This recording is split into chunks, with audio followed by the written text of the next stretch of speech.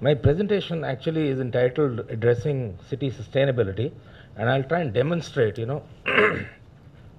how we are doing it through some of the schemes which we are taking up in the Government of India Ministry of Urban Development.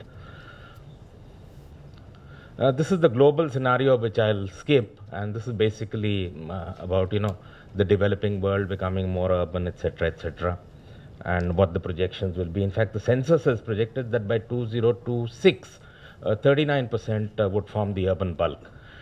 This is at the national level, which says India is the 7th largest urban system in the world. You're all aware about this, so I'll not focus on this. And basically, what I'm trying to highlight here is the number of settlements has grown from about 1800 to 5161 in 2001, but the population has grown by about 10 times. And these are, of course, estimates.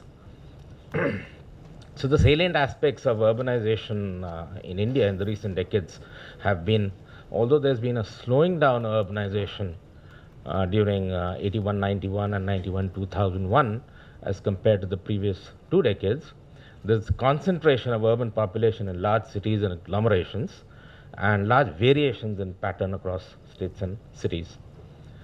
Towards sustainability, what we are doing in the Ministry of Urban Development and the TCPO is we've taken a lot of initiatives. One important initiative is basically the Sustainable Habitat Mission. And here we are promoting regional development planning as an absolute necessity for addressing this. Now, regional planning, as you're all aware, has within its ambit efficient placement of infrastructure, zoning, etc. And some of the important things which are addressed as part of regional planning are resisting development in floodplains, designating transport corridors, defining the role of settlements, designating essential nuisance land use locations, green belts, a policy, and of course considering codes.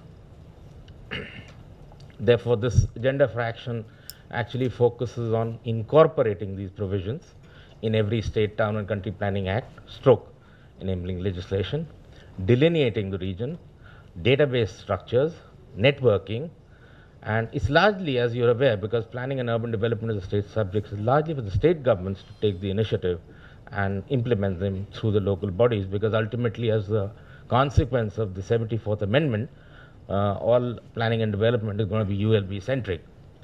And further, urban planning, the way Professor Dinesh Mohan detailed out, we should concentrate on detailing at the layout level, at the zonal plan level, etc.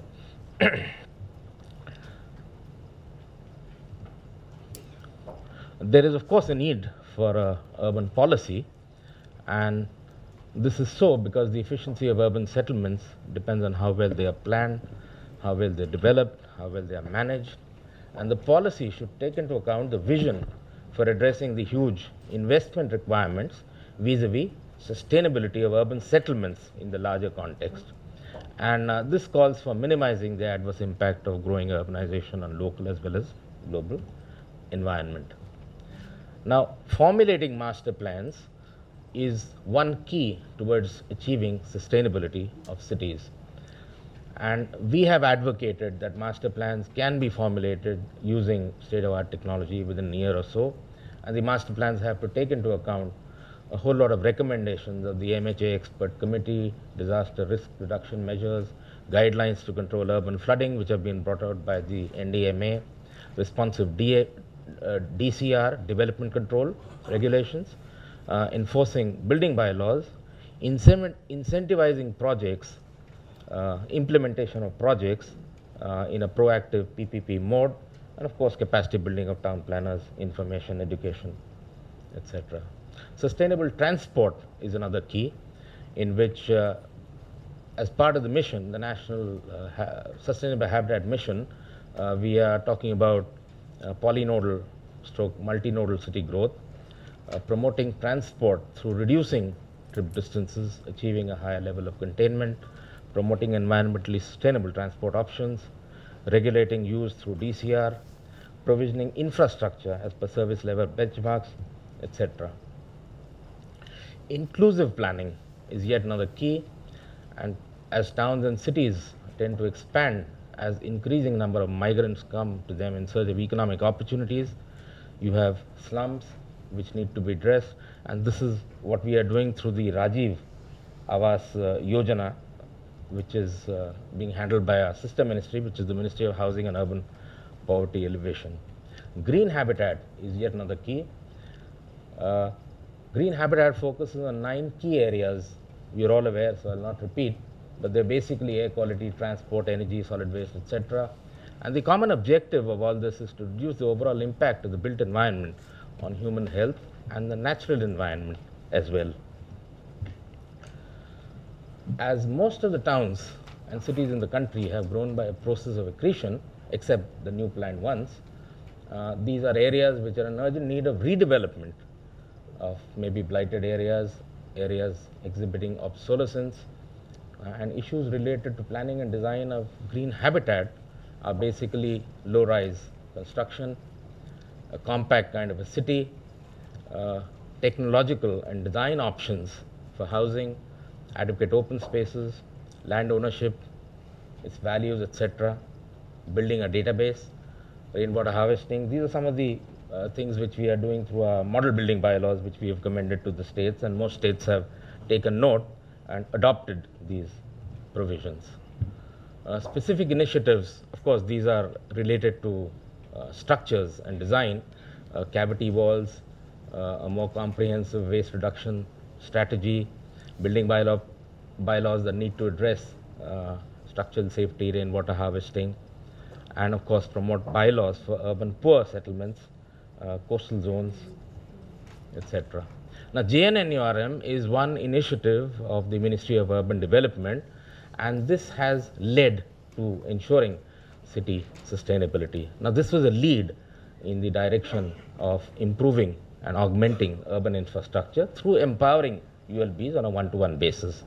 It has further ensured basic services to the urban poor.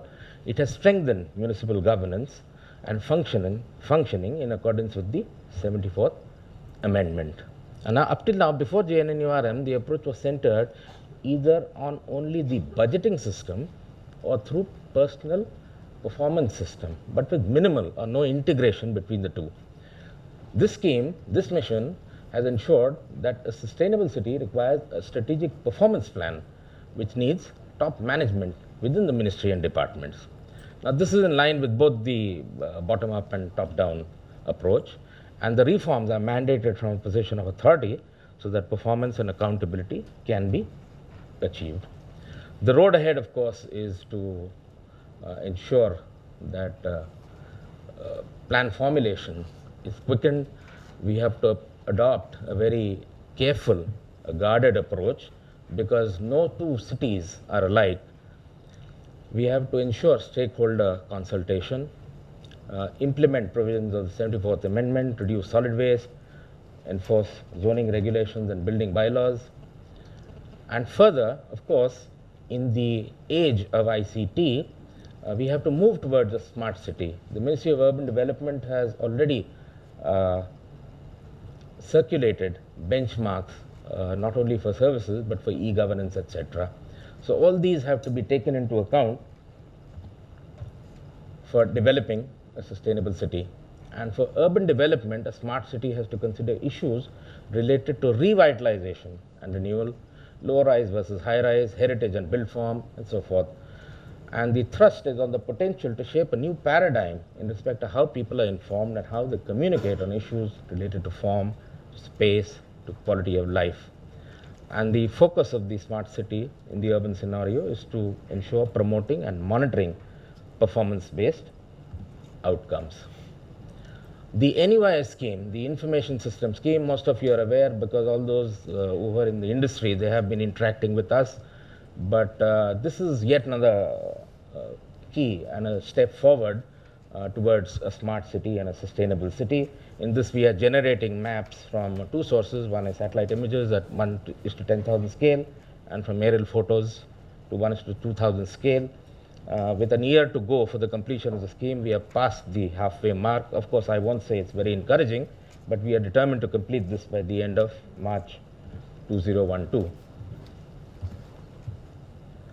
And this, of course, relies on a whole lot of GIS applications. And the purpose of using GIS is that maps provide an added dimension to data analysis.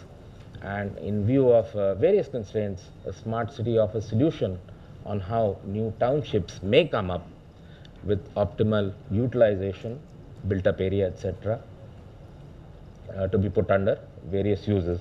So all these initiatives we are doing through our, I finished. And the four cornerstones of sustainability finally are basically management and governance, built environment, heritage conservation, and environmentally sustainable transport. Thank you.